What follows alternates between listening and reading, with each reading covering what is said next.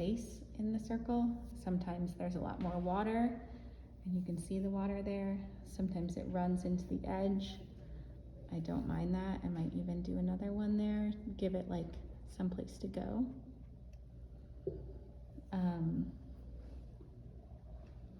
Okay, let's give it a try. How will you fill in the spaces? I'm not going to. I'm just gonna leave it. If that does bother you, you can do a layer of like what I'm seeing behind the seeds is like this yellow, or orangey yellow.